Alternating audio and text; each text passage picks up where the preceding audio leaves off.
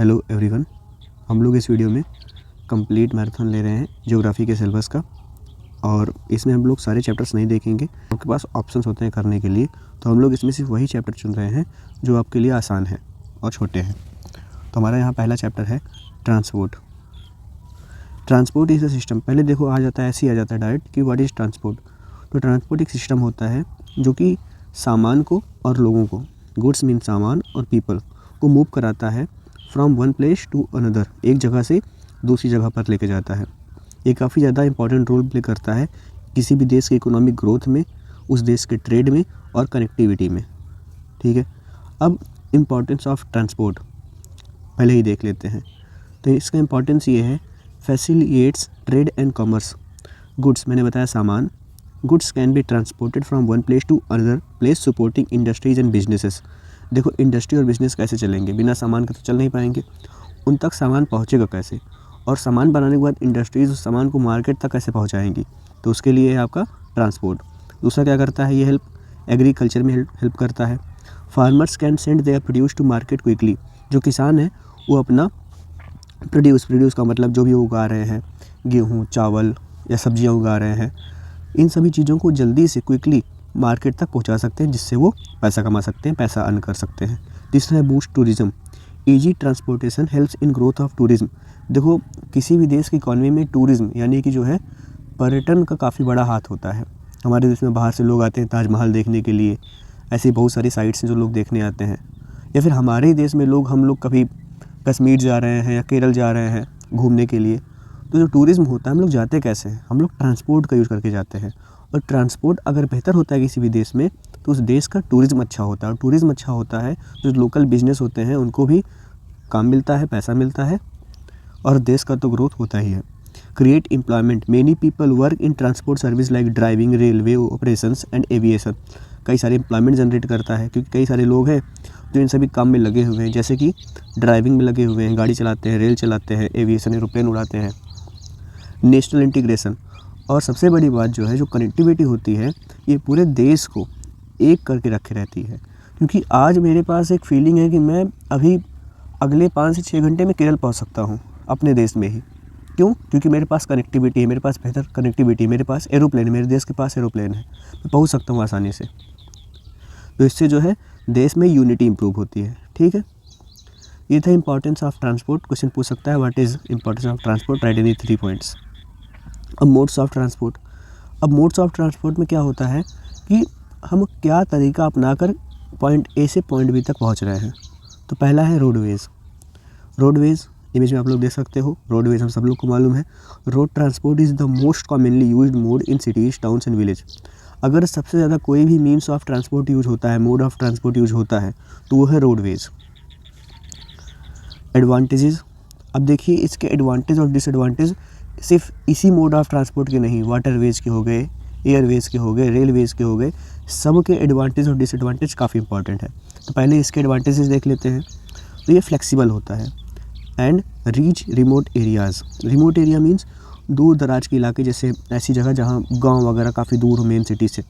तो फ्लेक्सिबल होता है, यानी कि आसानी से हम लोग इससे एक जगह से दूसरी जगह जा सकते हैं, दूर से दूर गाँव पहुँच सकते हैं।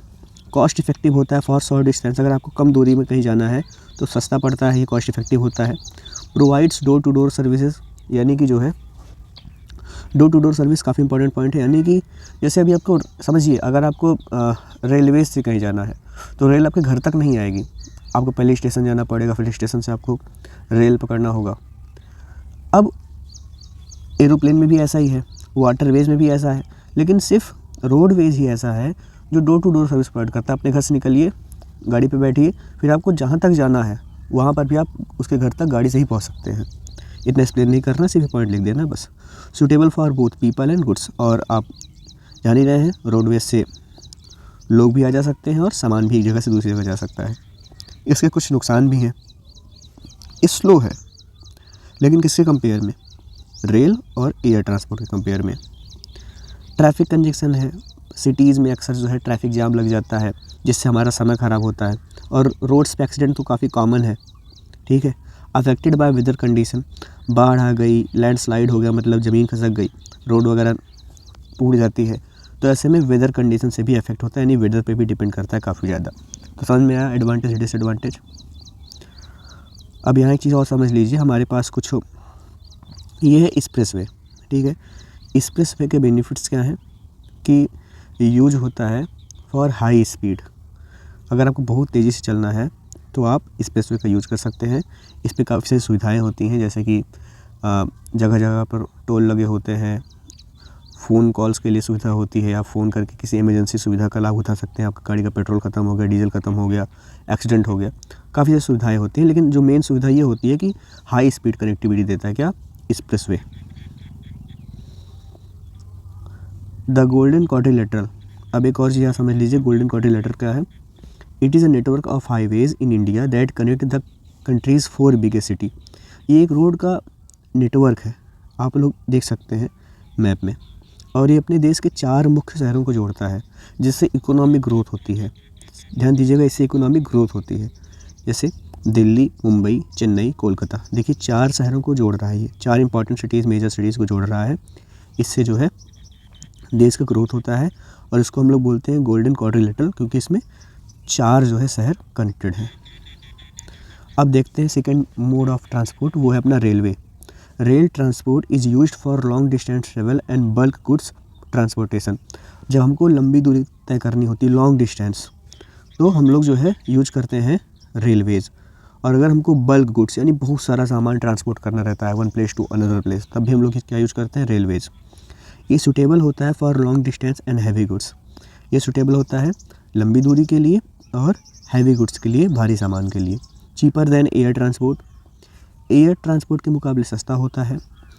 मोर comfortable and safer compare to roadways, roadways के मुकाबले काफ़ी कंफर्टेबल होता है, आपको मालूम है जगह काफ़ी होती है, और सेफ भी होता है। Less affected by weather condition, roadways के मुकाबले वेदर कंडीशन ज़्यादा इस पर इफेक्ट नहीं पड़ता है। डिसएडवांटेजेस क्या है, इसके नुकसान क्या है। इसका एक फ़िक्स रूट होता है, स्टेशन फिक्स होता है, तो फ्लेक्सिबल नहीं है, यानी कि आपको जाना पड़ेगा स्टेशन तक, फिर आप जो है, हो सकता है आपका घर स्टेशन से 50 किलोमीटर दूर हो, तो आपको 50 किलोमीटर पहले जाना पड़ेगा, तब आपको जाकर रेल मिलेगी। सेकंड है expensive to build and maintain railway infrastructure, काफ़ी महंगा है बनाना, पटरियाँ बिछाना, रेलवे नेटवर्क बनाना, तो काफ़ी इसका जो इंफ्रास्ट्रक्चर है काफ़ी महंगा है। Train delay and overcrowding in some regions, train delay होती है, ओवर क्राउडिंग की भी कंडीशंस होती है, भीड़ भाड़। अभी कुछ दिन पहले ही दिल्ली में स्टैम्पेड वगैरह हुआ, तो ये सारी जो है चीज़ें हैं जो इसके डिसएडवांटेज हैं। और ट्रेन डिले तो ये तो हम सबको मालूम है, इंडिया में क्या रहती है ट्रेन्स की, हमेशा लेट आती है, या बहुत रेयर होता है टाइम से चले ट्रेन्स। अब एयरवेज देखते हैं, third mode of transport. So air transport is the fastest mode, सबसे अगर फास्टेस्ट मोड है कोई भी पॉइंट ए से पॉइंट बी जाने का, तो वो है आपका एयर ट्रांसपोर्ट, ठीक है। Mainly use for long distance and international travel, use होता है लॉन्ग डिस्टेंस ट्रैवल के लिए और इंटरनेशनल ट्रैवल के लिए। इसका एडवांटेज क्या है, मैंने बताया फास्टेस्ट मोड ऑफ ट्रांसपोर्ट है, ठीक है। इमरजेंसी सिचुएशन के लिए, जैसे मेडिकल हो गया, मिलिट्री हो गया, काफ़ी ज़्यादा ज़रूरी है। Connect remote area where roads and railway are not available, ये उन जगहों को कनेक्ट करता है, उन रिमोट एरियो को कनेक्ट करता है जो बहुत सुदूर, बहुत अंदर देश में, कहीं किसी पहाड़ पे, कहीं पहाड़ के पीछे कोई गांव है, उन जगहों को कनेक्ट करता है जहां पर यहाँ तक कि रोड नहीं पहुंच सकती, वहां पर आप आराम से हेलीकॉप्टर की मदद से पहुंच सकते हैं बाय द एयरवेज, ठीक है। हमारे यहाँ फॉर गवर्नमेंट पर्पसेस जो हेलीकॉप्टर्स हैं वो प्रोवाइड की जाती है पवन हंस के द्वारा, ठीक है, याद रखिएगा। और दूसरी चीज़ ये है, जब इमरजेंसी सिचुएशन होती है, फ्लड वगैरह आता है, जब रोड वगैरह पूरा पानी से ढक चुका होता है, रेल पानी से ढक चुका होता है, तो उसके बाद ऊपर से जो सुविधाएं मिलती हैं वो आप हेलीकॉप्टर से मिलते हैं। आप लोग देखा होगा कि लोग हेलीकॉप्टर जाते हैं, रस्सी नीचे लटकाते हैं, सीढ़ी लटका लोगों को हेल्प करते हैं, फूड्स नीचे फेंक देते हैं, सप्लाई करते हैं। तो इमरजेंसीज़ में जो है आपका एयरवेज काफ़ी मदद करता है। इसके डिसएडवांटेज भी हैं, very expensive compare to other modes, और मोड्स के कंपेरिजन में काफ़ी ज़्यादा महंगा है। Affected by weather condition like fog and storms, अगर काफ़ी ज़्यादा घना कोहरा है या स्टॉर्म्स है तो जाहिर सी बात है दिक्कत होगी प्लेन को उड़ने में। और लिमिटेड कैपेसिटी होती है, एक किसी भी प्लेन में कुछ लिमिटेड नंबर ऑफ़ सीट्स होती हैं, कम ही लोग बैठ सकते हैं, और ज़्यादा गुड्स, ज़्यादा सामान आप जो है ट्रांसपोर्ट नहीं कर सकते हैं एक जगह से दूसरी जगह के लिए, क्योंकि लिमिटेड स्पेस होता है। और हवा में ज़्यादा सामान आप लेके उड़ेंगे तो नुकसान होने का डर रहता है। नेक्स्ट है waterways. Water transport is the cheapest mode for carrying heavy and bulky goods. सबसे चीपेस्ट मोड अगर कोई है ट्रेवल का हैवी, भारी और बल्की सामान को ले जाने के लिए रिवर से, समुद्र के रास्ते से या ओशियन से, तो वो है वाटरवेज। इसके एडवांटेजेस क्या क्या हैं? तो most economical for long distance for heavy goods. आपको भारी सामान लेके जाना है, दूर तक लेके जाना है, तो सबसे चीपेस्ट मीन्स ऑफ ट्रांसपोर्ट है वाटर ट्रांसपोर्ट। इकोनॉमिकल है ये, इन्वायरमेंटल फ्रेंडली है, सबसे कम पोल्यूशन यही करता है। Connects international market through sea routes. International market का मतलब क्या हुआ? अमेरिका की मार्केट है, इंडिया की मार्केट है, चाइना की मार्केट है, जापान की मार्केट है, ये सभी कनेक्टेड है। क्या आज हम लोग जापान का सामान अपने इंडिया में नहीं यूज़ करते हैं? क्या इंडिया का सामान जो है और कोई देश के लोग नहीं यूज़ करते हैं? तो क्यों यूज़ कर पा रहे हैं? क्योंकि सामान जो है एक देश से दूसरे देश तक पहुंचा है या पहुंचाया गया है। और कैसे पहुंचाया गया है? By the waterways. इसके लेकिन नुकसान भी हैं, काफ़ी स्लो है compare to road, rail and air transport. Limited routes depending on river and sea connectivity. अब जहाँ पानी है सिर्फ वहीं वाटरवेज, वहीं सिर्फ आपका पानी की जहाज़ चलेगी, लिमिटेड रूट्स है। Affected by weather condition like storms and flood. अगर आपका वेदर कंडीशन सही नहीं है तो आप जो है इससे ट्रेवल नहीं कर सकते हैं। और चौथा, अपने आप से आप लोग लिख सकते हैं कि सी सिकनेस होने का डर होता है, यानी कि कुछ लोग होते हैं जो जब इस मोड का यूज़ करते हैं तो उनको उल्टी आती है या उनकी तबीयत ख़राब हो जाती है। कंक्लूज़न, चलिए इसको मतलब नहीं है। एक और चीज़, हाँ काफ़ी, हालांकि मैं इसको सॉल्व कराऊंगा जब मैं क्वेश्चन वाला वीडियो लेके आऊँगा, लेकिन यहाँ आप समझ लीजिए कि अपने इंडिया में जो है क्वेश्चन पूछता है कि जो साउथ इंडिया की जो रिवर्स है वहाँ पर इनलैंड वाटरवे। अच्छा, इनलैंड वाटरवे क्या होता है? इनलैंड वाटरवे वो होता है जो किसी देश के अंदर जहाज़ें चलती हैं, जैसे नदियों से होते हुए या लेक से होते हुए, ठीक है। तो जो इनलैंड वाटरवे है, जो साउथ इंडिया का जो इनलैंड वाटरवे है, वहाँ पर इतना ज़्यादा वाटर ट्रांसपोर्ट ईजिली अवेलेबल क्यों नहीं है? तो उसके पीछे सिंपल रीज़न आपको देना है कि पहला नंबर तो वहाँ की जो नदियाँ हैं वो सीजनल है। सीजनल रिवर का मतलब ये हुआ जब बारिश होगी खूब तगड़ी तभी उसमें पानी आएगा, और अगर नदी में पानी तभी आएगा जब बारिश हो रही है, तो सूखे समय तो पानी रहेगा नहीं, तो बोट चल नहीं सकती है, ठीक है। उसके अलावा वाटरफॉल काफ़ी सारे बीच बीच में पड़ते रहते हैं, तो वाटरफॉल अगर आएगा तो आप कैसे वहाँ बोट चलाओगे? आप नीचे गिर जाओगे।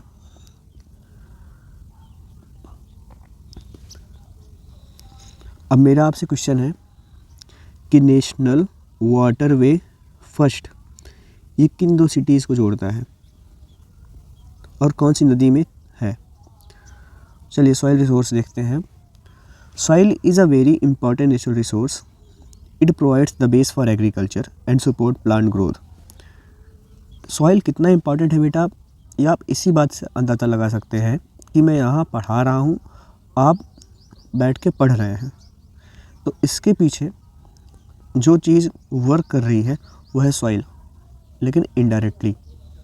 सॉइल था, सॉइल में सॉइल रिसोर्स होता है, इसमें न्यूट्रिएंट्स होते हैं, और यही सॉइल्स में जब कोई भी पेड़ उगता है तो उसी से हम लोग फूड लेते हैं, और उसी फूड से हमको एनर्जी मिलती है, और उसी एनर्जी से हम लोग सारे काम कर पाते हैं।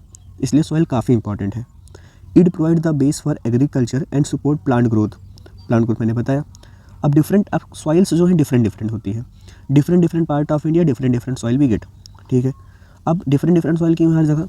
क्योंकि सॉइल डिपेंड करती है वहाँ के क्लाइमेट पे, वहाँ के वेजिटेशन पे, वहाँ के नेचर, और वहाँ पैरेंट रॉक। आपको मालूम है रॉक से ही by the process of weathering, class 9 में आप लोगों ने पढ़ा था, ही सॉइल बनती है। तो आपका पैरेंट्स रॉक कैसा था वैसी ही सॉइल आज आपको मिलेगी वहाँ पर। चलिए देखते हैं types of soil in India. तो पहला टाइप ऑफ सॉइल है एलुवियल सॉइल, ठीक है। आप लोग इमेज में जो मिट्टी देख रहे हो यही है आपका alluvial soil. Most commonly north India में आपको मिल जाएगी आराम से, आप लोग उसको अच्छे से जान रहे हैं।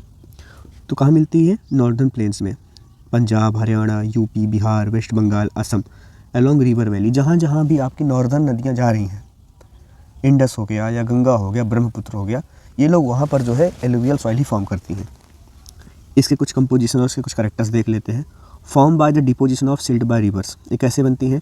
जो सिल्ट, जो नदियाँ मिट्टियाँ लेके आती हैं ऊपर पहाड़ों से, उसी मिट्टी जो है एलुवियल सॉइल है। रिच इन मिनरल्स में रिच होती है, जैसे कि पोटास, फॉस्फोरिक एसिड और लाइम। इसका जो टेक्सचर होता है, टेक्सचर मतलब आप मिट्टी अपने हाथ में उठाइए, उंगली से उसको टच करिए, वही उसका टेक्सचर। इसका टेक्सचर होता है लाइट टू मीडियम, ठीक है, sandy to clay, very fertile, काफ़ी फर्टाइल होती है, एंड सूटेबल फॉर एग्रीकल्चर, आप इसमें खेती कर सकते हो। यहाँ पर कौन कौन सी क्रॉप्स ग्रो करती हैं इस मिट्टी में?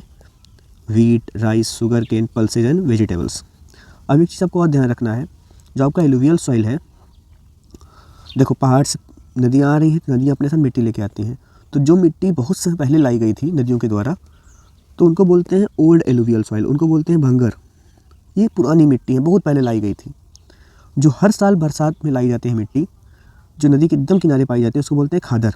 ये न्यू एलुवियल सॉइल होती है, ठीक है, ये अंतर जानते रहिए, न्यू एलुवियल सॉइल है, ये हर साल लाई जाती रहती है। भांगर ये ओल्ड एलुवियल सॉइल है, बहुत साल पहले लाई गई थी। अब देखते हैं ब्लैक सॉइल, इसका दूसरा नाम क्या है? रेगुर सॉइल। ब्लैक सॉइल का दूसरा नाम है रेगुर सॉइल। देख सकते हो आप लोग इसकी इमेज में, ब्लैक इन कलर है, इसलिए ब्लैक सॉइल इसको बोलते हैं। कहाँ पाई जाती है ये? Maharashtra, Madhya Pradesh, Gujarat, Karnataka, Andhra Pradesh, Tamil Nadu, majorly south Indian state में, ठीक है। लेकिन मोस्ट इंपॉर्टेंट आप 2 स्टेट का नाम याद रख सकते हैं, महाराष्ट्र और गुजरात। इसका कंपोजिशन क्या होता है, इसके कैरेक्टर्स क्या होते हैं? ये फॉर्म होता है विदरिंग ऑफ वॉल्केनिक रॉक्स, यानी कभी कोई वॉल्केनो रहा होगा, उससे इग्नियस रॉक निकला, वही इग्नियस रॉक विदरिंग के जरिए क्या बन गया आज? Black soil. Rich in clay, काफ़ी कीचड़ जैसी मिट्टी होती है ये, मॉइस्चर रिटेंटिव होती है। इतना ध्यान रखना, सबसे अच्छा मॉइस्चर रिटेंटिव अगर कोई सॉइल है तो ब्लैक सॉइल है। मॉइस्चर रिटेंटिव का मतलब है कि कौन सी मिट्टी कितने ज़्यादा समय के लिए अपने में नमी को बनाए रख सकती है। जैसे आपको मालूम है, कुछ मिट्टी उसमें पानी डालो, थोड़ी देर बाद मिट्टी सूख जाती है, कुछ मिट्टी में पानी डालो तो पानी को अपने में ऐसे होल्ड किए रहती है, तो वही है ब्लैक सॉइल। वैसे ही मॉइस्चर ये भी रिटेंट करती है। Contains a good amount of iron, इसमें अच्छे मात्रा में आयरन पाया जाता है, लाइम, मैग्नीशियम, लेकिन फॉस्फोरिक एसिड इसमें कम होता है। ब्लैक इन कलर मैंने बताया, और स्टिकी व्हेन वेट, चिपचिपी हो जाती है जब भी ये गीली होती है। यहाँ कौन से क्रॉप ग्रो करते हैं? कॉटन तो रट लो, ब्लैक सॉइल जैसे ये कॉटन एकदम रट लो, cotton, jowar, bajra, ground and pulses. और सॉइल जब आप मैप सॉल्व करोगे तो उसमें भी क्वेश्चन पूछ लेता है कि mark a place which is most suitable, which have a soil which is most suitable for cotton growth, तो आपको वहीं गुजरात, महाराष्ट्र के पास पेंट कर देना है, मतलब मार्क कर देना है। रेड सॉइल, लाल मिट्टी, कलर देख सकते हो आप लोग, लाल दिख रहा है, ये भी साउथ इंडिया में आपको मिलेगी, तमिलनाडु, कर्नाटका, आंध्र प्रदेश, उड़ीसा, छत्तीसगढ़ और Jharkhand. Composition form from the weathering, ये भी वेदरिंग से ही बना है, of igneous and metamorphic rock. लाल है, आयरन ऑक्साइड होता है, यानी कि rich in iron, giving it a reddish colour, और इसी आयरन की वजह से रेडिश कलर इसको मिला हुआ है। लैक्स नाइट्रोजन, नाइट्रोजन नहीं होता, फास्फोरस नहीं होता, ह्यूमस नहीं होता, मेकिंग इट लेस फर्टाइल, इसीलिए ये फर्टाइल कम होती है। और ये ज़्यादा मॉइस्चर रिटेंटिव भी नहीं होती, यानी कि ज़्यादा देर तक पानी भी अपने में एब्जॉर्ब नहीं करके रख पाती है। इसमें कौन से क्रॉप ग्रो होते हैं? मिलेट्स, ग्राउंडनट, पल्सेस, कॉटन, लेकिन कॉटन एक शर्त पे, with the use of fertiliser, otherwise cotton के लिए सबसे बेस्ट अगर कुछ है तो वो है आपका ब्लैक सॉइल। लैटराइट सॉइल कहाँ मिलती है? ये केरल, कर्नाटका, तमिलनाडु, एमपी और उड़ीसा। इसके क्या कंपोजिशन और कैरेक्टर्स हैं? ये फॉर्म होता है due to intense leaching in areas with heavy rainfall. देखो लीचिंग क्या होता है, लीचिंग एक प्रोसेस होता है। लीचिंग प्रोसेस आप लोगों ने केमिस्ट्री में हो सकता पढ़ा हो, एग्रीकल्चर में भी लगभग वैसा ही है, थोड़ा ध्यान समझिएगा। जैसे मान लीजिए पहाड़ है, ठीक है, पहाड़ पे मिट्टी है, जब बारिश होती है, खूब तेज़ी से बारिश होती है, तो पानी नीचे बहता है, और जब पानी नीचे बहता है तो जो मिट्टी है, इस मिट्टी में जो सोल्यूबल न्यूट्रिएंट्स हैं, ह्यूमस हो गया या फिर जो भी सोल्यूबल न्यूट्रिएंट्स हैं, वो पानी के साथ घुल जाते हैं और वो भी नीचे बह जाते हैं। अब जो मिट्टी बची वही है आपका लैटराइट सॉइल। अब आप पूछेंगे कि क्या ये फर्टाइल है? बेटा फर्टाइल कैसे रहेगी जब इसके सारे न्यूट्रिएंट्स पानी के साथ नीचे बह गए, तो इसमें बचेगा क्या? कुछ नहीं, तो ये फर्टाइल नहीं होती है, ठीक है। दूसरी चीज़, अब लीचिंग होता क्या है? तो leaching is a process in which the soluble nutrients of soil washed away by heavy rain। तो कहाँ मिलेगी लैटरेट सॉइल? लैटरेट सॉइल आपको वहीं पे मिलेगी जहाँ पर ज़्यादा बारिश होती है, ठीक है। Rich in iron and aluminium but lacks fertility, okay. Hardens when expose to air, जब भी ये हवा के संपर्क में आती है काफ़ी कठोर हो जाती है मिट्टी। Poor in nitrogen and potash, तो यहाँ पे स्लोप्स पे आप लोग पढ़े होंगे एग्रीकल्चर में, स्लोप्स पे उगाया क्या जाता है फिर? Tea, coffee, cashew nuts and rubber with proper fertiliser. ठीक है। सॉइल इरोजन समझते हैं क्या होता है। Soil erosion is the removal of top fertile layer of soil by natural force. Soil erosion का मतलब होता है जो फर्टाइल लेयर है मिट्टी की, उसी को हटाना ही बोलते हैं सॉइल इरोजन। कौन हटाता है इसको? हवा, पानी या हमारी ह्यूमन एक्टिविटीज़। इससे होता क्या है कि सॉइल फर्टिलिटी जो है रिड्यूस होती है और जिससे हमारा लैंड ख़राब होता है। Types of soil erosion. Soil erosion के कई सारे टाइप्स होते हैं। ठीक है, जैसे रिल इरोजन हुआ, गली इरोजन हुआ, सीड इरोजन हुआ। तो पहले देखते हैं rill erosion. Rill erosion happens when small channels that means rills form on the soil surface due to running water. Image में आप लोग देख सकते हो, क्या यहाँ पर सॉइल इरोजन हुआ है? हाँ हुआ है। लेकिन इसमें अंतर क्या है? आप लोग देख सकते हो कि इसमें आपकी उंगली के आकार का छोटे छोटे ऐसे गलियारे बने हुए हैं, और जब यही गलियारे बने होते हैं कहीं पर भी, स्मॉल जब चैनल्स बने होते हैं, रिल्स बने होते हैं पानी की वजह से, वही होता है रिल इरोजन। ठीक है, डिफिनीशन आप लोग देख सकते हो। अब गली क्या है? अब यही रिल्स अगर आपके बड़े हो गए, गली erosion is most severe from reel erosion. Rill erosion का दूसरा स्टेप यही है, इसमें ये जो छोटे छोटे गड्ढे थे जिसमें आपकी सिर्फ अभी उंगली चली जा रही थी, यही और डीप हो जाए, यही और वाइड हो जाए, गली बन जाए पूरा। तो यही है जो है आपका गली इरोजन। नाम से क्लियर है, गली इरोजन। आप लोग देख सकते हो ये इरोजन हुआ है और ये आदमी जो है इसमें चलते हुए जा रहा है, इतना बड़ा इरोजन है ये। सीड इरोजन क्या है? सीड इरोजन नाम से क्लियर है। सीड जैसे आपका पेपर होता है, seed. Seed erosion occurs when a thin layer of topsoil is washed away by rainfall or strong wind without forming visible channels। यानी इसमें आपको छोटे छोटे गलियारे नहीं देखेंगे, लेकिन ऊपर की मिट्टी पूरी तरीके से जो है washed away रहेगी।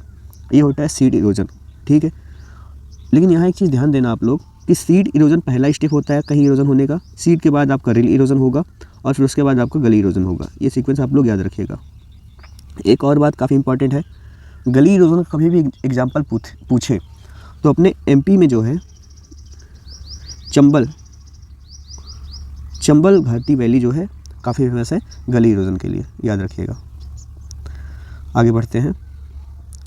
Causes of soil erosion. Soil erosion होता है क्यों है? तो इसके पीछे पहला जो कारण है वो नेचुरल कॉजेज है। हैवी रेनफॉल, काफ़ी तेज़ बारिश, काफ़ी तेज़ हवा, या फिर फ्लड आ जाए, बाढ़ आ जाए। ह्यूमन एक्टिविटी भी इसके पीछे है। हमारे भी अपने कारण हैं, हम लोग डिफॉरेस्टेशन कर देते हैं, हम लोग जो है पेड़ काट देते हैं। पेड़ काट देते हैं तो ज़मीन एक्सपोज हो जाती है हवा के लिए, पानी के लिए, और फिर मिट्टी कट जाती है। ओवर ग्रेजिंग, जानवर बहुत सारी घास है एक ही जगह पे, जब बहुत सारी घासें जानवर खा लेते हैं तो ओवर ग्रेजिंग है। जब घासें हट जाएंगी तो फिर ज़मीन एक्सपोज हो जाएगी हवा के लिए, पानी के लिए। एक्सेसिव फार्मिंग, उससे भी सॉइल कमज़ोर होती है, उड़ जाती है, फिर बाद में इरोड हो जाती है। कंस्ट्रक्शन है, माइनिंग है, ये सारी चीज़ें हैं। अब क्या हम लोग कुछ स्टेप्स ले सकते हैं कि कैसे हम लोग सॉइल इरोजन को प्रिवेंट करें? हाँ, हम लोग ले सकते हैं। एफॉरेस्टेशन का मतलब हुआ कि प्लांटिंग मोर ट्रीज़, खूब सारे पेड़ लगाना। कॉन्टूर प्लगिंग कर सकते हैं। ठीक है, स्लोप्स पे जो है हम लोग जो है प्लगिंग कर सकते हैं। टेरेस फार्मिंग आप लोगों ने देखा होगा, पहाड़ पे से सीढ़ी जैसा बना के। ठीक है, making step like structure on hills to reduce soil erosion, फिर उससे हम लोग खेती करते हैं। ठीक है, क्रॉप रोटेशन हम लोग कर सकते हैं, यानी कि ऐसा नहीं कि एक ही फसल आप खेत में उगाते रहो, पहले एक बार आप उगाओ गेहूँ, फिर उसके बाद राइस उगाओ। ठीक है, क्रॉप रोटेशन आप लोग कर सकते हैं। कवर क्रॉप्स आप लोग लगा सकते हैं, जैसे ग्रास, जिससे आपका सॉइल जो हो कवर रहे। विंड ब्रेक्स आप लोग कर सकते हैं, यानी कि प्लांट लगा सकते हैं अपने फील्ड के चारों तरफ। आप लोग जो है, आपका फील्ड है, खेत है, आप चारों तरफ जो है पेड़ लगा सकते हैं। पेड़ देखो, पेड़ करता क्या है कि आपकी हवा की स्पीड को कम कर देता है। हवा की स्पीड जब कम रहेगी तो मिट्टी भी कम उड़ेगी, तो इरोजन भी कम होगा। कंट्रोल्ड ग्रेजिंग, यानी कि जो है लिमिटेड नंबर ऑफ एनिमल्स रहें किसी भी एक एरिया में, तो उस जगह पर जो है जो ओवर ग्रेजिंग हो जाती है, जो एक ही जगह पे बहुत सारा घास चर लिया जाता है, वो कम हो जाएगा। तो ये सब कुछ स्टेप्स हैं जिसकी वजह से जिसको फॉलो करके हम लोग जो है सॉइल इरोजन को प्रिवेंट कर सकते हैं। नेक्स्ट है चैप्टर अपना नेचुरल वेजिटेशन।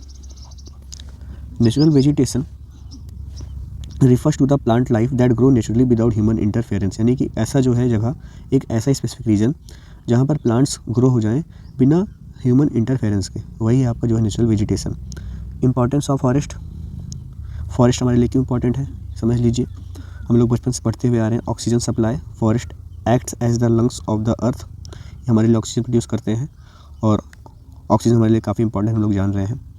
क्लाइमेट रेगुलेशन, इसी की वजह से जो है किसी भी जगह का टेम्परेचर कंट्रोल में होता है और वहाँ पर रेनफॉल का एक प्रॉपर पैटर्न बना होता है, कब बारिश होगी, कैसी बारिश होगी। प्रिवेंशन ऑफ सॉइल इरोजन, मैंने अभी बताया कि सॉइल इरोजन जो है पेड़ लगाने से कम होगा, क्योंकि इसकी जो रूट्स होती हैं वो टाइटली मिट्टी को पकड़े रहती हैं और ऊपर से जो है एक्सपोज नहीं होती जब लैंड, तो हवा से जो है मिट्टी नहीं उड़ती है। वाइल्ड लाइफ हैबिटेट, कई सारे जो है जानवर हैं वो अपना शेल्टर लेते हैं, घर लेते हैं, अपना फूड पाते हैं इन सभी जंगलों में। वाटर कंजर्वेशन, जो ट्री होता है, जो पेड़ होता है, वो मेंटेन करता है वाटर साइकिल को bye absorbing and storing rain water. Economic benefit है, जैसे कि यही जंगल ही जो हमको टिम्बर, इमारती लकड़ियाँ या मेडिसिनल प्लांट, ऐसे प्लांट्स जो मेडिसिन के लिए यूज होते हैं, हमको प्रोवाइड करता है। और carbon storage, trees absorb carbon dioxide reducing the impact of global warming. जो ट्रीज होते हैं वो कार्बन डाइऑक्साइड को जो है एब्जॉर्ब करते हैं, जिससे हमारा जो है ग्लोबल वार्मिंग कंट्रोल में रहता है। एक क्वेश्चन यहाँ से बनता है अक्सर कि इंडस्ट्रीज़ के आसपास पेड़ ज़्यादा क्यों लगाए जाते हैं, तो उसका आंसर यही है क्योंकि ये एब्जॉर्ब करता है टॉक्सिक्स को। Types of natural vegetation in India. अब देखो, क्या हर जगह पेड़ एक जैसे हैं? नहीं, इसलिए नेचुरल वेजिटेशन पूरे इंडिया भर में अलग अलग है।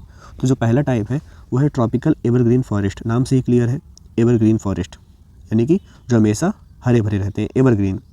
कहाँ पाए जाते हैं? ऐसी जगह जहाँ बारिश खूब सारी होगी, जहाँ बारिश होगी वहीं तो पेड़ हरे भरे होंगे। तो ऐसी जगह जहाँ बारिश अब 200 सेंटीमीटर होती है, ठीक है। अभी बारिश ज़्यादा कहाँ होती है? वेस्टर्न घाट में होती है, अंडमान निकोबार आइलैंड में होती है, नॉर्थ ईस्टर्न स्टेट्स में होती है, जैसे असम, मेघालय और नागालैंड में होती है, ठीक है। इनके करेक्टर्स क्या होते हैं?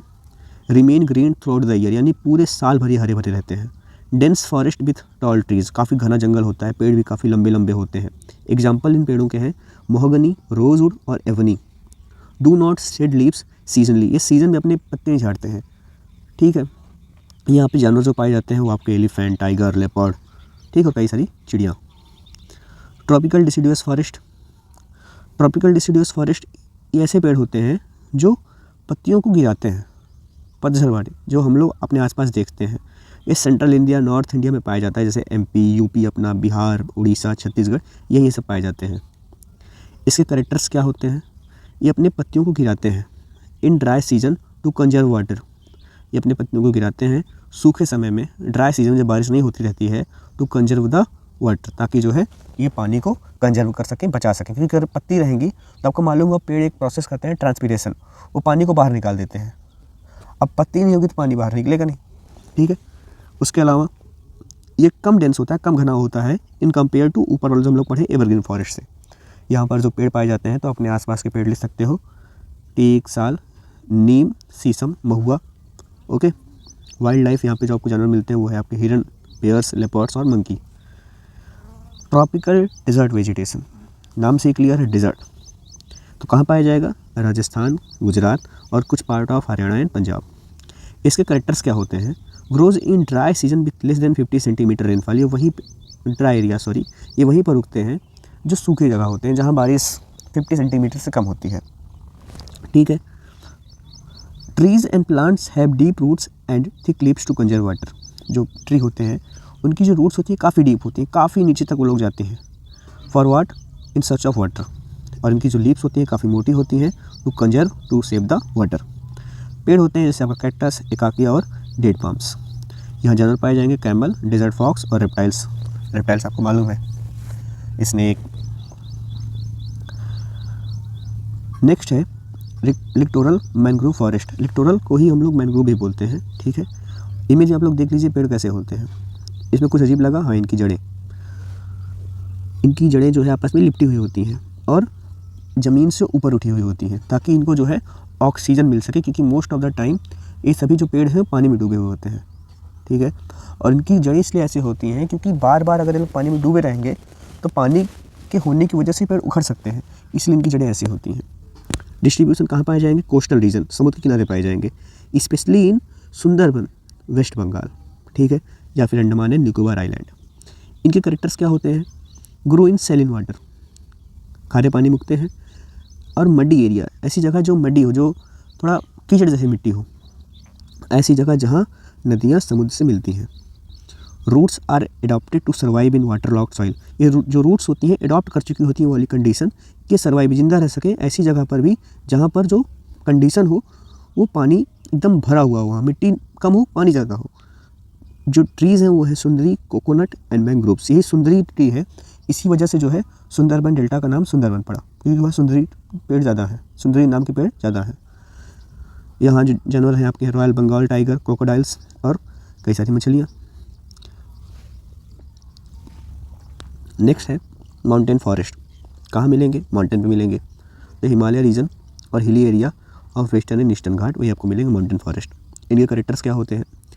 Different types of vegetation grow at different altitude.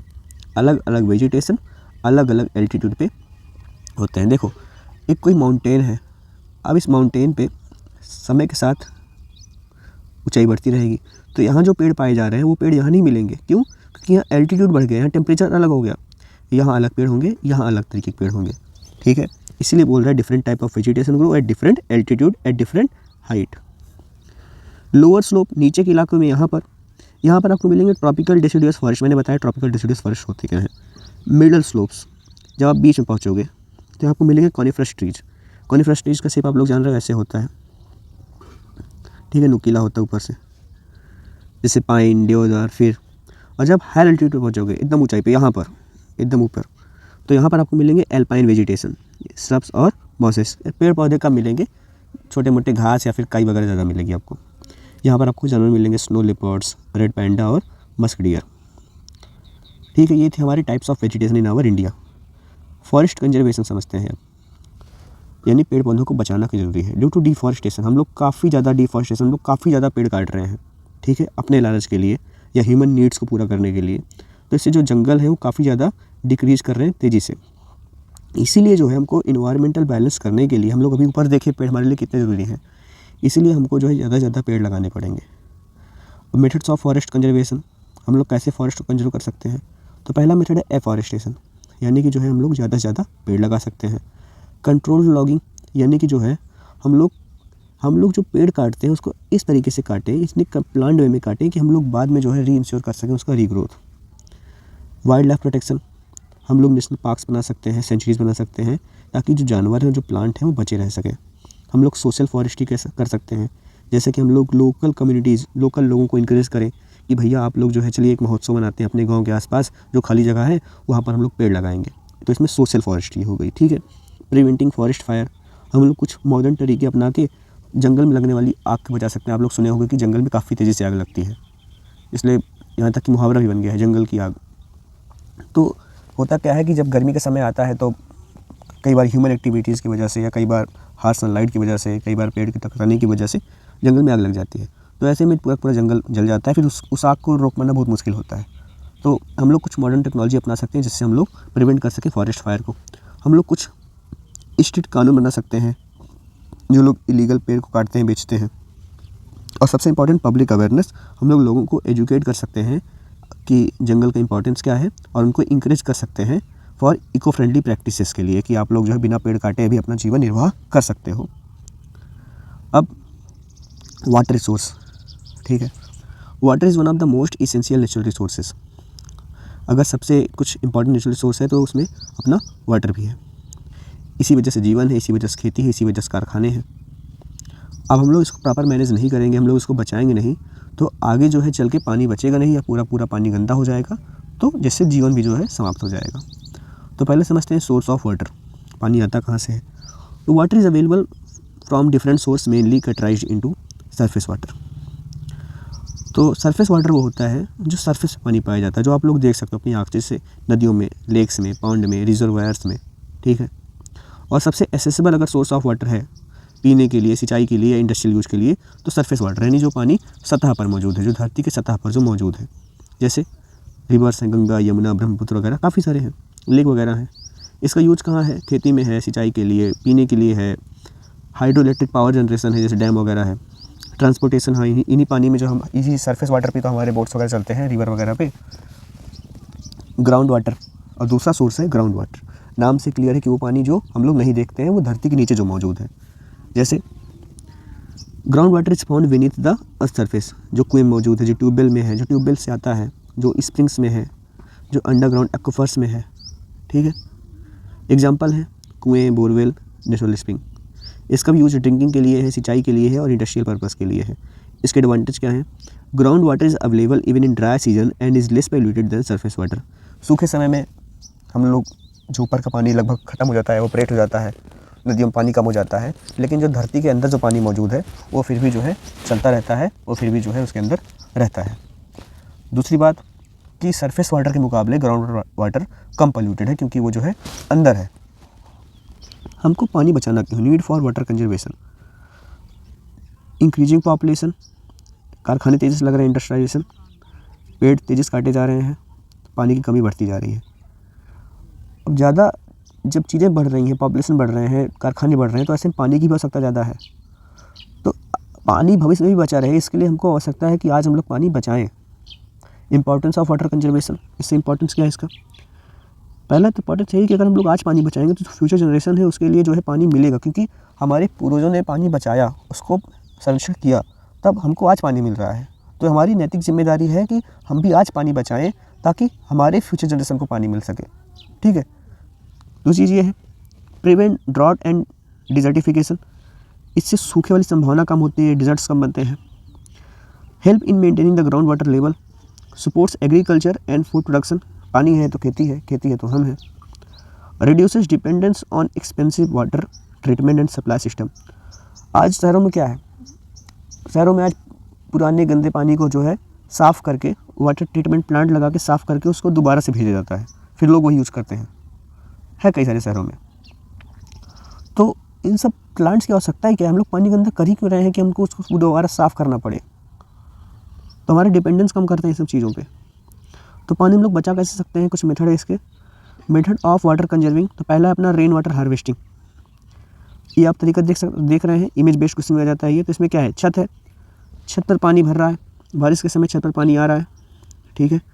अब ये पानी जो है पाइप के जरिए नीचे आ गया और नीचे गड्ढे बने हुए हैं, इस गड्ढे में पानी भर जाएगा।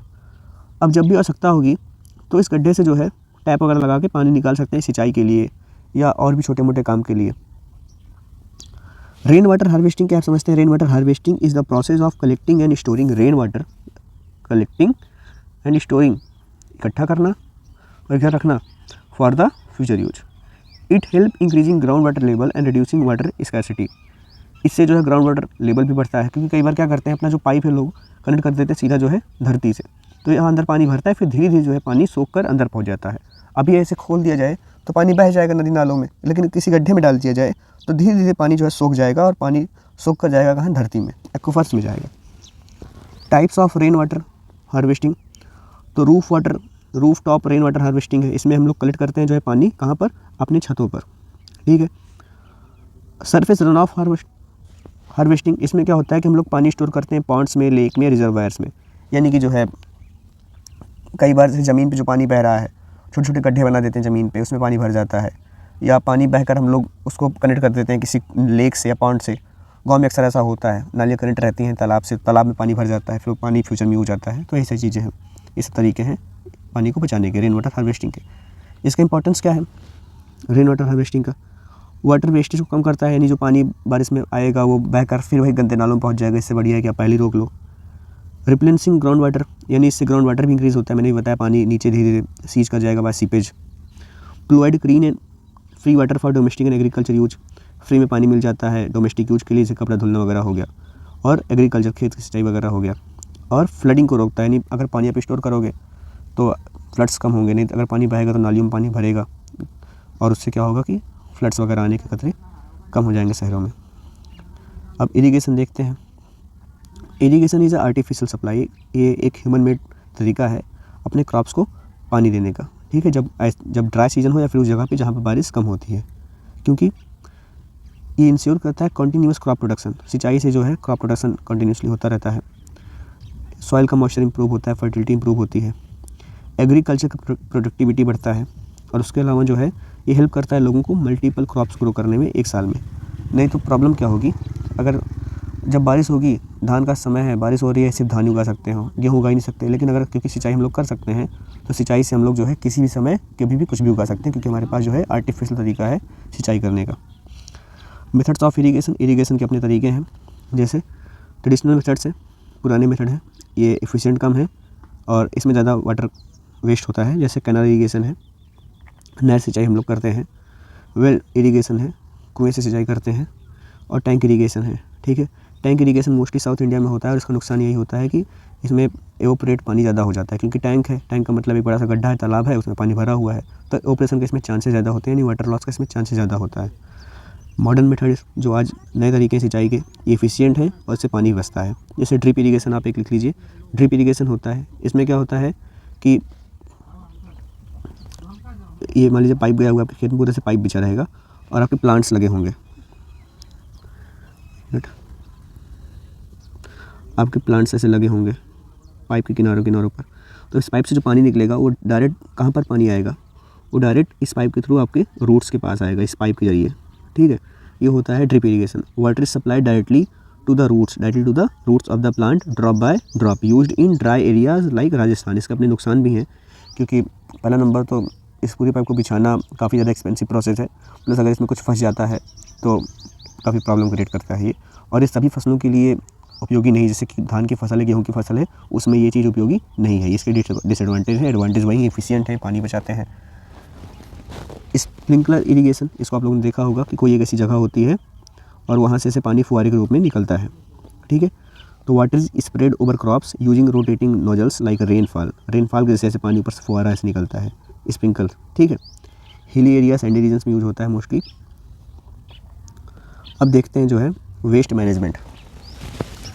Waste management refers to the proper collection, disposal and recycling of waste to reduces its harmful effects on the environment and human health. तो वेस्ट मैनेजमेंट होता क्या है, ये होता है पहले प्रॉपरली आप वेस्ट को कलेक्ट करो, उसको डिस्पोज करो और अगर हो सके तो उसको रिसाइकल करो। Impact of waste accumulation. Waste accumulation का मतलब होता है कि एक ही जगह पर कचरे का इकट्ठा हो जाना। If waste is not managed properly, अगर आप अपने कचरे को प्रॉपरली मैनेज नहीं करोगे तो इससे बहुत सारी प्रॉब्लम्स चालू हो जाएंगी, जैसे कि स्पॉइलेज ऑफ लैंडस्केप, जो आपकी ज़मीन की खूबसूरती है वो सब बर्बाद हो जाएगा। Garbage piles make place look अगली एंड अनहाइजेनिक, यानी कि कचरे का ऐसे बड़े बड़े पहाड़ इकट्ठे जब हो जाते हैं तो काफ़ी ख़राब लगता है और वो अनहाइजेनिक होता है। Waste dumps emit bad odours, और जहाँ पर कचरे हम लोग फेंकते हैं तो काफ़ी गंदा सा वहाँ स्मेल आएगा, जिससे पूरा इन्वायरमेंट जो है अनप्लीजेंट हो जाएगा, अच्छी नहीं लगेगा वहाँ पर। और उससे जो है reduces the value of land and affects tourism, और इससे जो वैल्यू ऑफ लैंड है वो कम हो जाएगी। और जो टूरिज्म मैंने भी ऊपर बात किया था ट्रांसपोर्ट चैप्टर में, वो भी किसी भी जगह का इसी पे डिपेंड करता है। क्यों लोग तुम्हारे देश में आएंगे घूमने के लिए, तुम्हारे शहर में आएंगे घूमने के लिए, अगर तुम्हारा शहर ही गंदा होगा तो। पोल्यूशन, दूसरा इसकी वजह से होता है पोल्यूशन। जब भी वेस्ट कहीं पर होता है तो वेस्ट से जो है बहुत हार्मफुल गैसेज आती हैं, जैसे कार्बन मोनोऑक्साइड, मीथेन, इस सब से क्या होता है एयर पोल्यूशन होता है और ग्लोबल वार्मिंग होती है। वाटर पोल्यूशन, किसी भी जगह आप अपना वेस्ट को जब डंप करते हो, जैसे नदियाँ या लेक्स, तो इससे क्या होता है कि पूरा पानी गंदा हो जाता है और इससे वाटर पोल्यूशन होता है, और ये इफेक्ट करता है एक्वेटिक लाइफ पे, यानी जो मछलियाँ वगैरह रह रही हैं वो भी मर जाती हैं। सॉइल पोल्यूशन, अब आप जहाँ पर भी जो है इसको सबको फेंकते हो कचड़े को, वहाँ की पूरी मिट्टी इनफर्टाइल हो जाती है और वो अनफिट हो जाती है एग्रीकल्चर के लिए। हेल्थ हैजर्ड्स, हेल्थ का नुकसान होता है। जो वेस्ट होता है ये अट्रैक्ट करता है चूहों को, मच्छरों को और मक्खियों को, तो इससे क्या होता है कि डिजीज़ फैलती हैं, जैसे कि डेंगू, मलेरिया और कॉलरा, क्योंकि ये सब वहाँ जाते हैं कचरे में, कचरे के आसपास रहते हैं, फिर हमारे घरों तक आते हैं तो एक कचड़े लेके आते हैं, बीमारियाँ लेके आते हैं अपने साथ। Toxic chemicals from waste can cause respiratory problems, और जो टॉक्सिक केमिकल्स वहाँ से निकल रहे हैं वेस्ट से, उससे रिस्पायरेटरी प्रॉब्लम्स होंगी, स्किन की डिजीज़ होंगी, कैंसर तक हो जाता है। इवन आसपास अगर आप कचड़े के रह रहे हो तो वहाँ से जो हवाएं निकल रही हैं, गैसेस निकल रही हैं, कई बार वो भी हमको इफेक्ट करता है। इफेक्ट्स ऑन वाइल्ड लाइफ, जो टेरेस्ट्रियल लाइफ यानी जो लोग ज़मीन पर रह रहे हैं, जैसे कि एनिमल्स वगैरह हैं, हो सकता है कचड़े के आसपास जाएँ, प्लास्टिक खा लें, इससे जो है उनके शरीर में वो चोक कर जाएगा, उनकी मृत्यु हो जाएगी, डेथ हो जाएगी। एक्वेटिक लाइफ यानी वो जानवर, वो जीव जंतु जो पानी में रह रहे हैं, प्लास्टिक हो गया, केमिकल हो गया, पानी में जाएगा, पानी पूरा गंदा हो जाएगा, जिससे मछलियाँ हो गए, टर्टल्स हो गए, सारे के सारे उसमें जो है मर जाएंगे। नीड्स फॉर वेस्ट मैनेजमेंट, हम लोग को जो है वेस्ट मैनेज क्यों करना चाहिए। Waste management is essential to, अपना एनवायरनमेंट साफ़ सुथरा रहता है, पोल्यूशन कम होता है, ह्यूमन की हेल्थ सही रहती है, वाइल्ड लाइफ और एक्वेटिक लाइफ प्रिवेंट रहती है हार्मफुल चीज़ों से, और हमारे जो नेचुरल रिसोर्सेज हैं, मिट्टी, पानी, ये सारी चीज़ें जो है सुरक्षित रहते हैं। अब कुछ मेथड्स हैं जिससे हम लोग सेफ़ वेस्ट डिस्पोजल कर सकते हैं। अच्छा, एक चीज़ और, ई वेस्ट क्या होता है, जो आपके मोबाइल फ़ोन्स वगैरह, लैपटॉप हो गया, उसकी बैटरीज वगैरह हो गया, ये सब ई वेस्ट होते हैं। डोमेस्टिक वेस्ट क्या होता है, जो हमारा किचन वेस्ट है, जो घरों से निकल रहा है कचरा, जैसे चाय पत्ती हुआ, पेपर हुआ, ये सारी चीज़ें हमारा डोमेस्टिक वेस्ट है, ठीक है।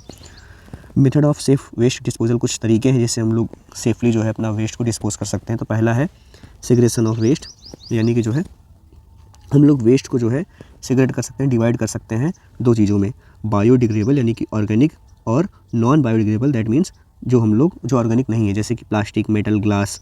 यानी कि हम लोग अपने कचरे को दो हिस्सों में बांट सकते हैं। पहला वो कचरे जो समय के साथ जो है मिट्टी बन जाएंगे, दूसरे वो कचरे जैसे कांच, प्लास्टिक, जो कि समय के साथ वैसे ही रहेंगे, वो ख़त्म होने वाली नहीं है। तो इससे जो है हमारे रिसाइकलिंग और कंपोस्टिंग में इफेक्टिवनेस आएगा। रिसाइकलिंग में कैसे हेल्प होगा कि जो प्लास्टिक है, जो मेटल है, जो ग्लास है, हमको मालूम है कि ख़त्म होने वाला नहीं, तो हम लोग उसको रिसाइकल कर सकते हैं, हम लोग उसको पिघला के नया सामान बना सकते हैं। कंपोस्टिंग में कैसे हेल्पफुल होगा अभी मैं नीचे बताऊँगा। डंपिंग, दूसरा तरीका है डंपिंग। हम लोग जो है वेस्ट को कहीं पर किसी धरती में किसी भी जगह पर जो है हम लोग दफना सकते हैं, ठीक है। दूसरा है ओपन डंपिंग। ये रिकमेंड नहीं है, लेकिन ये भी एक तरीका है जो है कि आप किसी एक जगह स्पेसिफिक एरिया पर अपने कचरे को फेंक सकते हो, लेकिन इससे पोल्यूशन होता है, इन्वायरमेंट गंदा होता है, मैंने एक बार बात की थी। कंपोस्टिंग क्या है? अब ये ऑर्गेनिक जो वेस्ट होते हैं, ऑर्गेनिक वेस्ट का मतलब जो समय के साथ मिट्टी बन जाती है, जैसे आपका फूड स्क्रैप हुआ, पत्तियाँ हुई, गार्डन का वेस्ट वगैरह हुआ, ठीक है, इसको डिकम्पोज कर दिया जाता है, कंपोस्ट, और इसको जो है खाद बना दिया जाता है। जैसे मिट्टी में जगह आप गड्ढा खोदिए, लैंडफिल, वहाँ पर आप जो है इन सभी कचरों को फेंक दीजिए। कुछ समय के लिए जो है आप ढक्की बना सकते हैं, बिना ढक्की बना सकते हैं, ढके रहिए कुछ समय के लिए, और धीरे धीरे सब जो है मिट्टी बन जाएगा। आपको मालूम होगा हर साल कितनी सारी पत्तियां जो है पेड़ों से गिरती हैं, आपके घर के आसपास भी पत्तियां कहाँ जाती हैं? वही होता है, मिट्टी बन जाती है समय के साथ। तो वही सब इकट्ठा करके आप एक जगह रख दीजिए, और समय के साथ जो है वो कंपोस्ट बन जाएंगे, खाद बन जाएंगे, और आप उसको अपने खेतों में यूज कर सकते हो। लेकिन ये चीज़ें सिर्फ आप ऑर्गेनिक वेस्ट के ही कर सकते हैं, ठीक है, प्लास्टिक के साथ नहीं कर सकते। अब need for method for reducing, reusing, recycling. Reduce का मतलब ये हुआ कि सबसे पहले तो मिनिमाइज़ करो, सबसे पहले तो कम कर दो, कचरा ही जनरेट करना कम कर दो। कैसे कम कर सकते हो? सिंगल यूज़ प्लास्टिक यूज ही मत करो, यानी कैसे प्लास्टिक बैग जो एक बार यूज़ करना है फिर ख़राब। दूसरा, डिजिटली डॉक्यूमेंट यूज़ करो, पेपर्स कम यूज़ करो, पेपर यूज़ करोगे, यूज होने के बाद उसको फेंकना ही फेंकना है। Buy only necessary items to prevent waste, और वही चीज़ें खरीदो जो ज़रूरी हो। अननेसेसरी आइटम खरीदोगे तो कचरा जनरेट होगा ही होगा। दूसरा है रीयूजिंग वेस्ट। इसमें क्या होता है कि हम लोग किसी चीज़ को फेंकने के बजाय उसको दोबारा यूज करते हैं। जैसे हमारे पुराने कपड़े, ठीक है, उसको हम लोग पोछा वगैरह बना सकते हैं।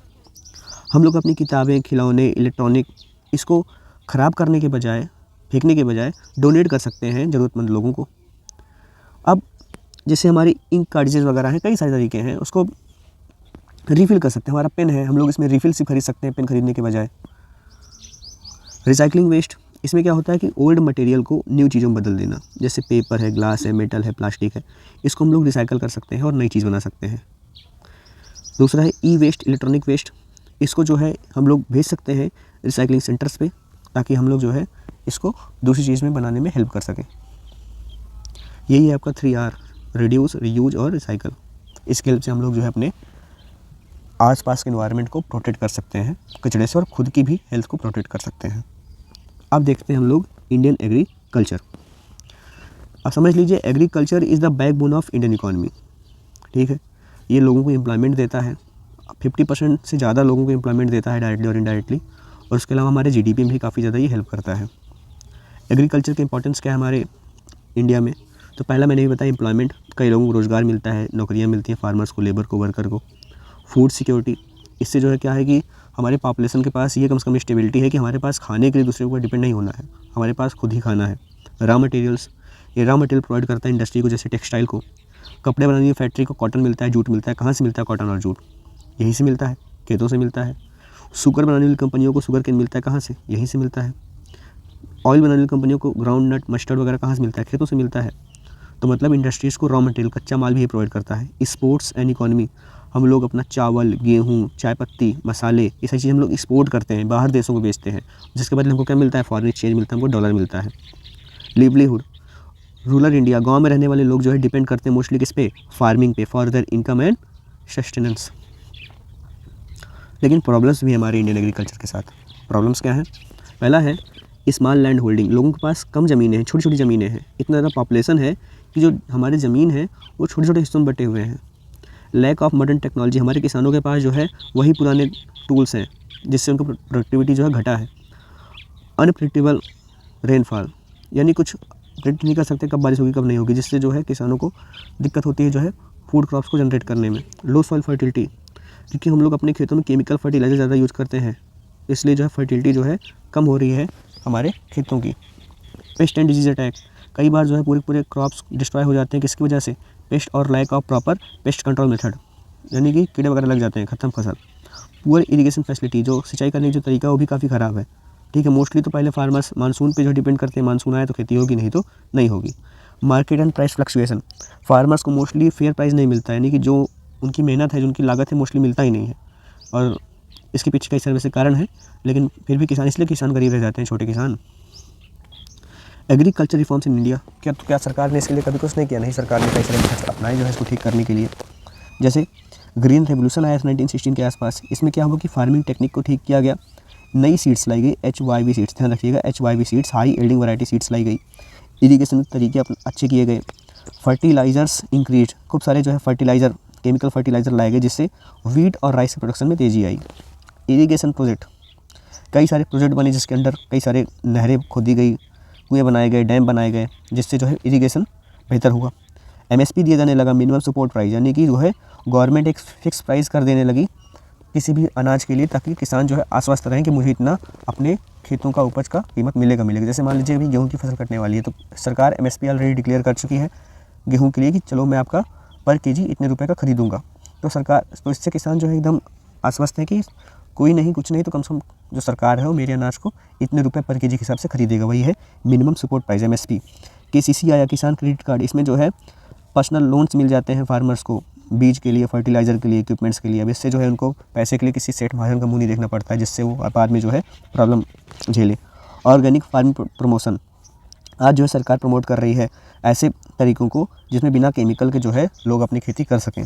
PM किसान स्कीम है, इसमें फाइनेंशियल सपोर्ट मिलता है किसानों को, छोटे किसानों को, ठीक है। किसान सम्मान निधि भी आप लोगों ने सुना होगा। Types of farming in India, types of किसान सम्मान निधि में होता क्या है कि हर 4 महीने में 2-2 हज़ार रुपये छोटे किसानों को मिलता है, जिससे वो लोग उस पैसे से यूज करके अपना सीड्स वगैरह ला सकते हैं, फर्टिलाइजर्स वगैरह ला सकते हैं। Types of farming in our India, Bharat में जो है कुछ टाइप्स हैं खेती के। जैसे पहला है सबिस्टेंस फार्मिंग, ये निर्वाह योग्य खेती होती है। इसमें फार्मर जो है सिर्फ उतना ही, खेती कम होते हैं तो farmers grow crops only for their own consumption, यानी अपने खुद के ही खाने पीने के लिए जो उगाया जाए वही है सबिस्टेंस फार्मिंग। इसमें मोस्टली जो लैंड होल्डिंग होती है, जो ज़मीन होती है किसानों के पास कम होती है, वो लोग सिंपल टूल्स, पुराने टूल्स यूज़ करते हैं, और इसमें फर्टिलाइजर भी बहुत कम ये लोग यूज़ करते हैं। एग्जांपल है राइस और व्हीट। कॉमर्शियल फार्मिंग होती है, नाम से क्लियर कॉमर्शियल है, इसको उगाया जाता है कि इसको बेचा जा सके कहाँ पे? मार्केट में और इंडस्ट्रीज़ में, ठीक है। इसमें यूज़ होता है मॉडर्न टेक्नोलॉजी, खूब सारा खाद, खूब सारा केमिकल फर्टिलाइज़र और खूब सारा इरीगेशन। एग्जाम्पल है कॉटन, शुगर केन और टी प्लांटेशन। शिफ्टिंग कल्टीवेशन, नाम से क्लियर है शिफ्टिंग, यानी जब शिफ्ट करते हैं one place to another place, इसी को बोलते हैं झूम कल्टीवेशन और स्लैश एंड बर्न कल्टीवेशन, ठीक है, नाम याद रखिएगा।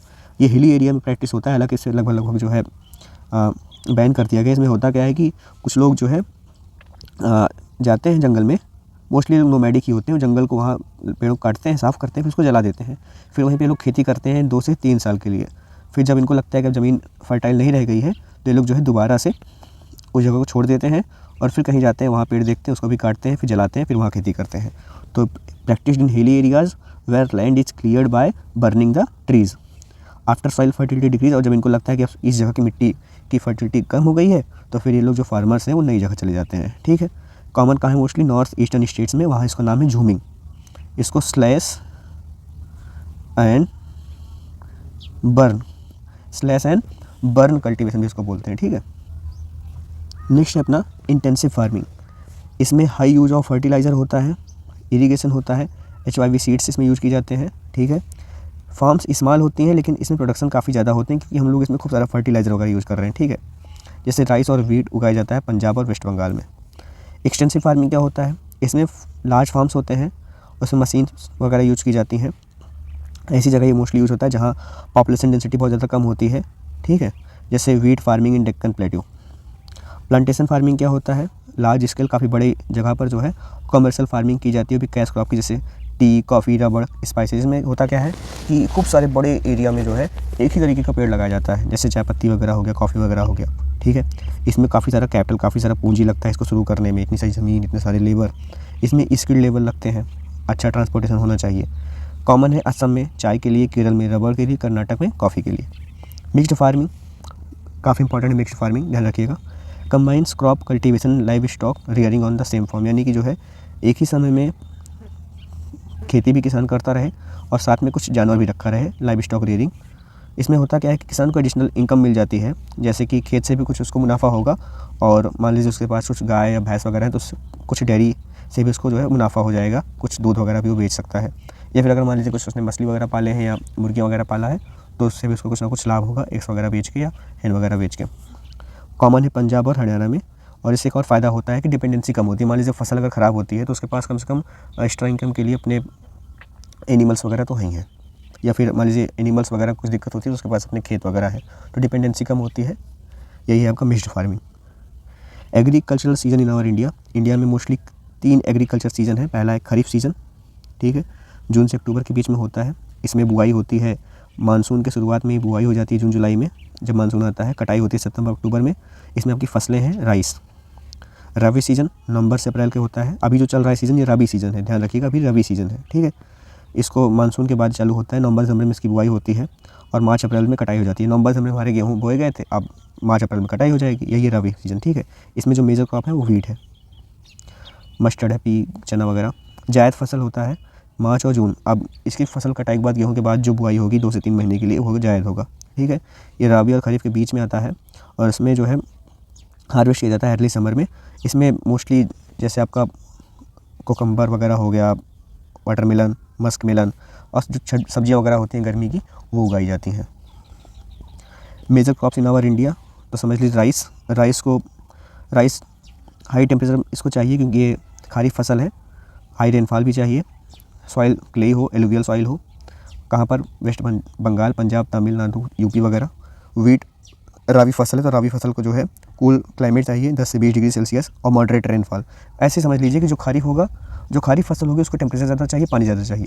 जो रबी फसल होगी उसको कूल क्लाइमेट चाहिए और मीडियम बारिश चाहिए। अच्छी एलुवियल सॉइल हो या ब्लैक सॉइल हो, पंजाब, हरियाणा, यूपी वगैरह। मिलेट्स, ज्वार, बाजरा, रागी वगैरह ये मिलेट्स होता है आपका। तो ये तो कम पानी में और सूखे में भी ये अपने आप आराम से उग जाता है, मिलेट्स में ज़्यादा दिक्कत नहीं होती है, ठीक है। मोस्टली राजस्थान, महाराष्ट्र, कर्नाटक वगैरह में उगाया जाता है। पल्सेज हैं जैसे लेंटिल्स, ग्राम, मूंग, उड़द की दालें वगैरह हो गई। वार्म और ड्राई क्लाइमेट होना चाहिए, लाइट और सैंडी सॉइल होना चाहिए और मोस्टली एमपी में उगाया जाता है। कुछ कैश क्रॉप्स भी हैं, जैसे आपका कैश क्रॉप का मतलब वो फसलें जिससे आपको सीधा सीधा मुनाफा होता है, पैसा मिलता है।